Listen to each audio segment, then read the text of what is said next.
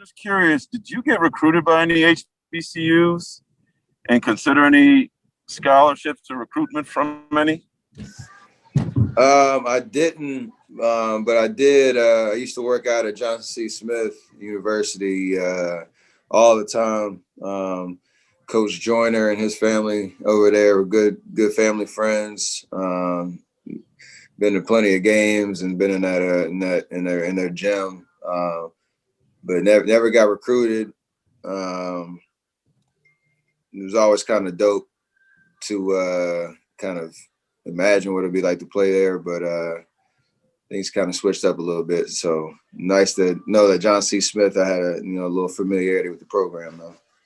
And secondly, if you would have been offered from there or A&T, Central, or one of those schools, do you think you would have seriously considered going?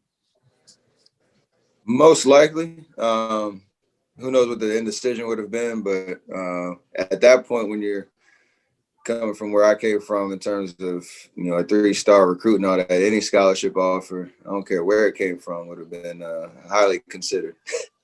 Yeah. Thank you. Yes, sir. Next, we have Mark Medina, USA Today. Hey, Steph, good to see you. I was wondering, with the 1-year anniversary approaching of the season shutdown, what were your memories of how you initially processed the news that, the Warriors were going to play that game without fans against Brooklyn? And then how do you process, the other turn of events with the OKC Utah game? Well, I was just coming off my hand injury, so I was, excited to be back on the floor playing. Played against Toronto, I think, a couple of days before. I started to get some flu-like symptoms the day after, so I was I think I missed a game right before our scheduled Brooklyn game, so I was kind of all over the place in terms of getting educated on what COVID-19 really was, if I had it, getting tested for it.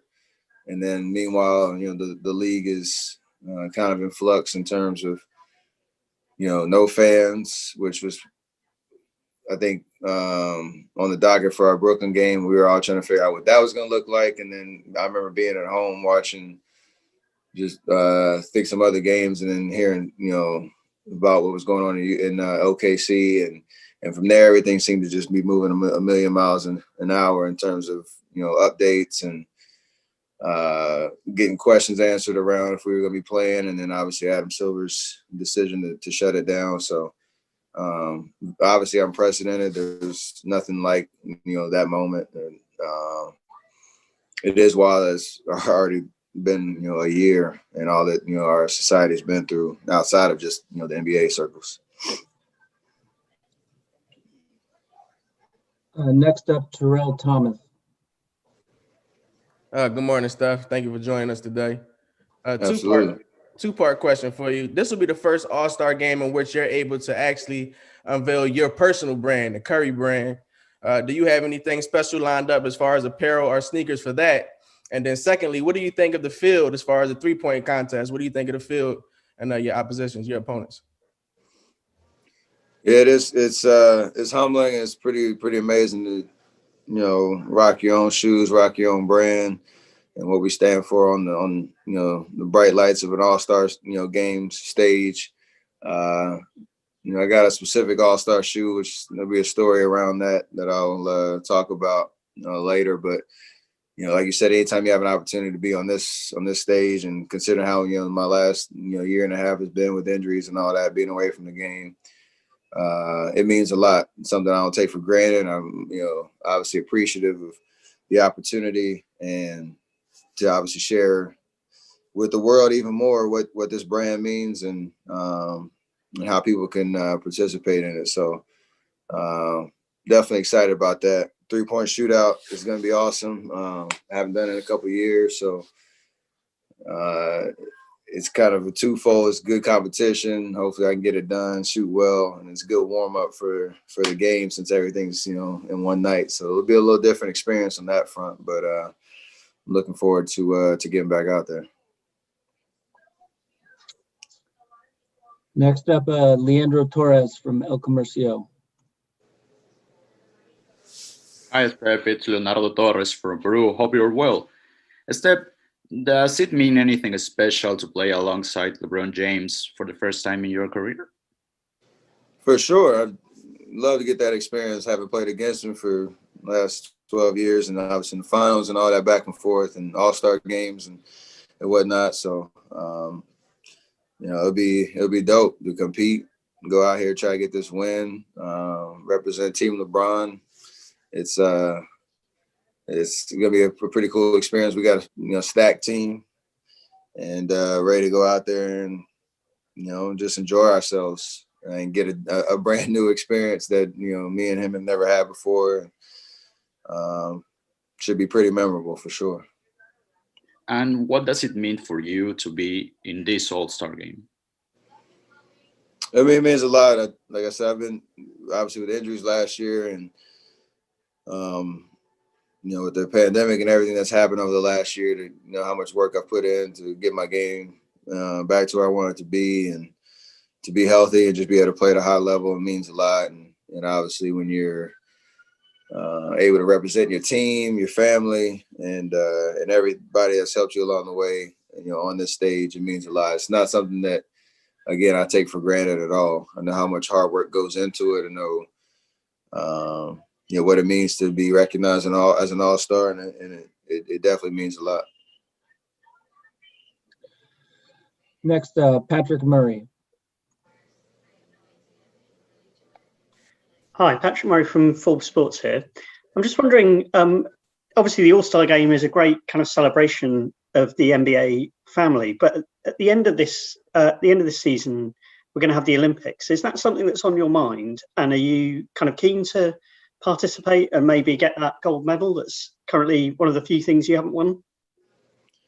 Yeah, it's been on the radar, obviously, going into last summer before it was postponed. And, right now there's a lot that's a lot of questions, obviously, in terms of how, things will be put together for the Olympics and timing and coming out of this season, which is, a different experience for us as NBA players with the schedule and all that. So I'm kind of just staying patient right now and talked to a lot of people from USAB and, we'll closer to hopefully answer that question, whether I want to play or not.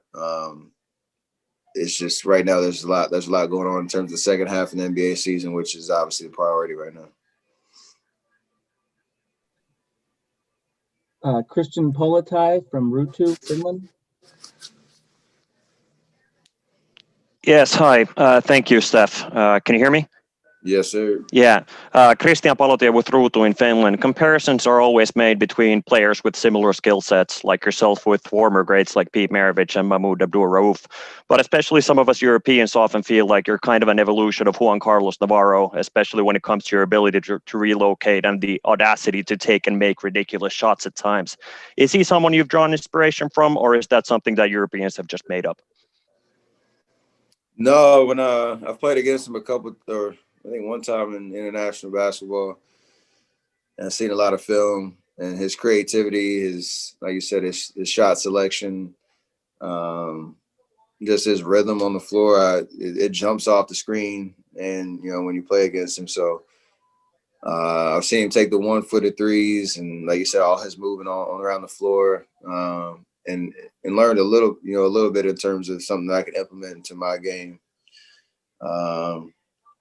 I've tried the 1-foot threes a couple of times, made a couple, so definitely some inspiration there. And any guy that you can kind of see yourself in when they're out there on the floor, you obviously pay attention to, and there's an opportunity every time to kind of expand your skill set by what you see other guys do.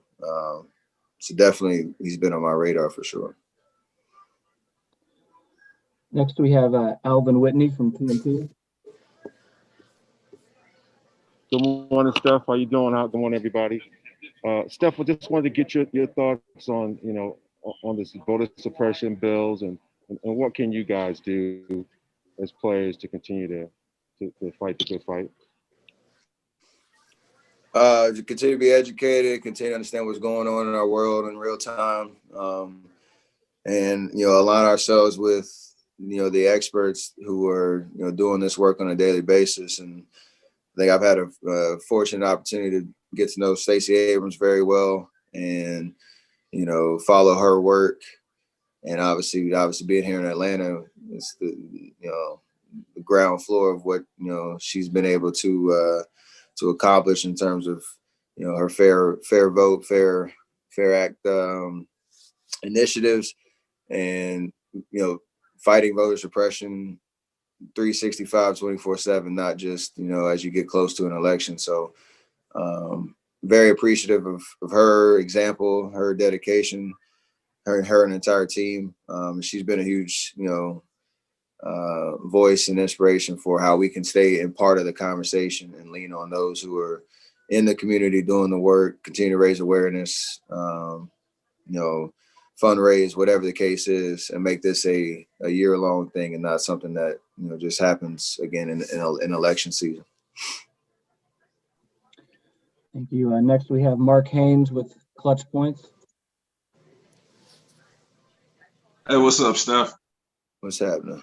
This you've been around this go around. It's a little different this year in the All-Star. But I wanted to ask you, what's some things you remember about your first All-Star game appearance? You broke up just a little bit. Say the last part again, my bad. What do you remember from your first All-Star game experience? It was overwhelming for sure. That was like a true All-Star weekend experience where you have, a schedule filled with stuff from the time you land to the time the game happens. I had been at All-Star weekend maybe 3 times before, doing the rookie game or 3-point contest. And my days or my weekend ends on Saturday night. And you kind of can let loose. When you're an All-Star, you want to enjoy yourself, but things just keep happening. And then you get to Sunday and it's like, dang, we still got to play the game. And you're kind of exhausted mentally and physically just because you're overwhelmed by just, the opportunity and the stage and all the different experiences. So New Orleans was fun that year. It was awesome to realize the goal of playing in the All-Star game and being, with the best 24 in the league. And I had a big Saturday night. I do remember that, and just with my family and my friends enjoying the moment and celebrating all the work that went into it. And Sunday was a blur. So I think every year since, I've been able to kind of just and be in the moment a little bit more, because you have a little bit more experience of how to pace yourself throughout the weekend. Next, Julio Montenegro. Hi, Steph. Congratulations for the All-Star game. Thank you. What do you think that makes LeBron James special to keep an All-Star level at 36 years old? One more time, say the last part. What do you think makes LeBron James special to keep that level at 36 years old? Oh, I mean, he's obviously blessed physically, but that only takes you so far. He puts the work in. Everybody who has been around him has talked about his work ethic and just the example that he kind of represents on that front. And just because you're blessed physically and have a certain skill set doesn't mean you can just show up at the gym and sustain that for as many years as he has. So he obviously has a blessed basketball mind, and has proven that, over the course of years, and been able to evolve his game as time has gone on, and, proved a lot of people wrong that he could play at this level, even at this point in his career. So that's a great example to have of somebody who takes, the work behind the scenes as serious as, when you see him on the court. Anthony Flores, NBC Bay Area.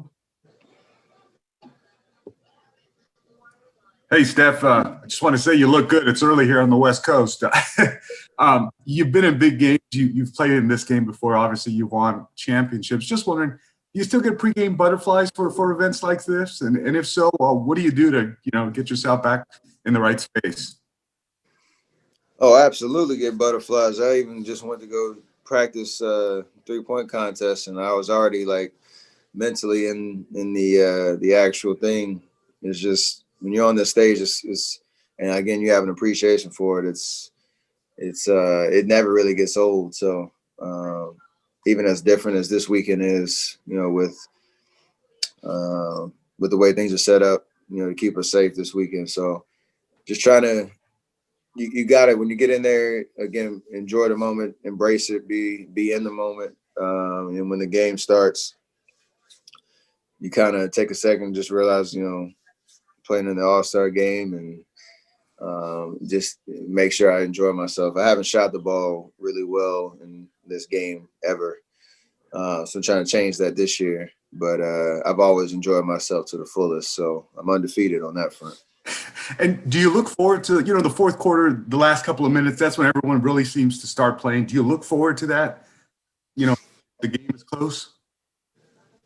For sure. And even watching, the guys last year in Chicago, like the intensity kind of jumped off the screen in terms of, the new format and just the level of play that, those guys showed, especially down the stretch. And I mean, I know nobody wanted to see it end on free throws, but it was probably one of the best, last like 5-10 minutes of game action in the All-Star game in a long time. So we'll see how it goes tonight, but it you can get the best guys out there, the best talent, and there's that competition. It's always fun. Appreciate it. Thank you. Next question is from Afi Tucker.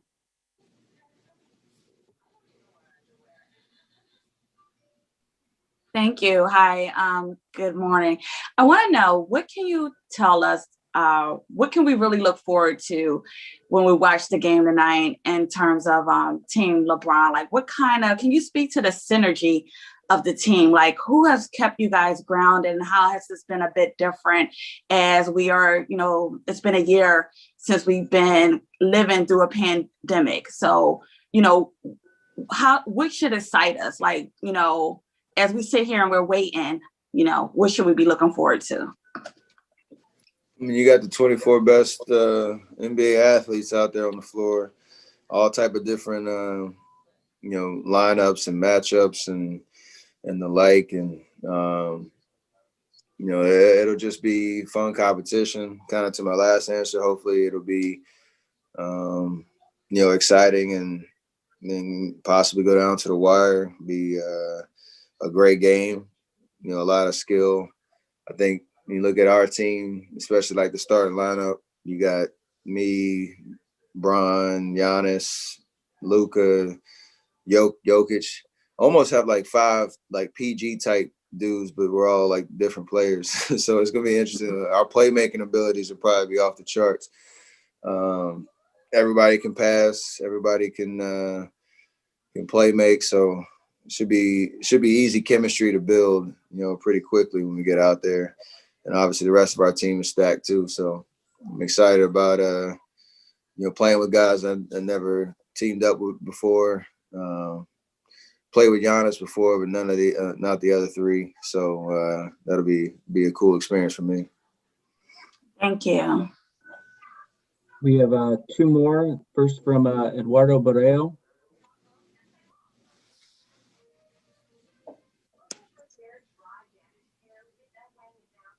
Oh, he's on mute.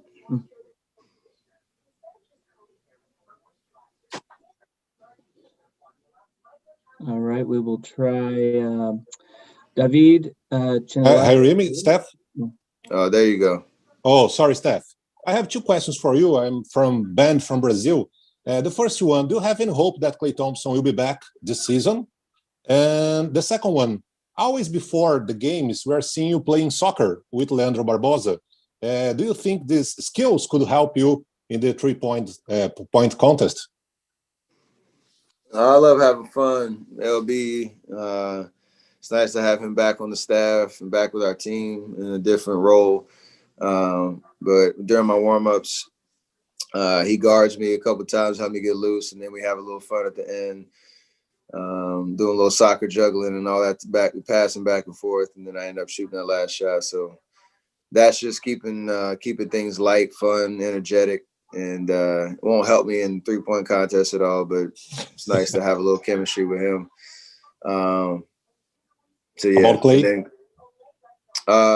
we're just hoping for a full recovery for Klay, no matter how long it takes, and highly doubt he'll be ready this year. But as long as he's back, when he's ready, no matter when that is, and ready to help us, win basketball games and get back to the player that we know he can be.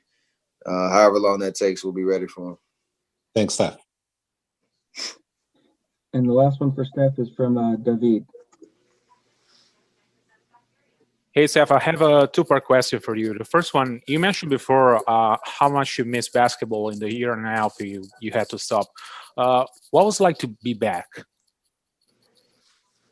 Nothing like it. I mean, that's my happy place, and competing at the highest level, knowing, how much work I put into it, and being able to embrace the new challenge with my teammates. And, this year's been every bit of that. So there's no better feeling than, coming off a 5-month injury for me, a 4-month injury for me, and then plus 9 months of a shutdown, and that's not going to the bubble.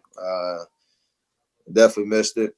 And it gives you appreciation again, just to being healthy and being able to play night in, night out that I missed. And the second part of the question is, what would you consider a good season for you, not just you personally, but you as a Golden State Warriors team? I mean, we obviously have playoff aspirations, and we know when we get there, no matter what seed we have, that we're going to be a tough out. So it's just a matter of, one, getting there, playing our best basketball towards the end of the season, and rolling the dice when we get there. So that's the mission, to keep progressing towards, again, playing our best basketball in May, and see where we go from there. Thank you. All right. Thanks, Steph, and thanks everyone for coming. We'll have a post-game link to send out here shortly. Appreciate it.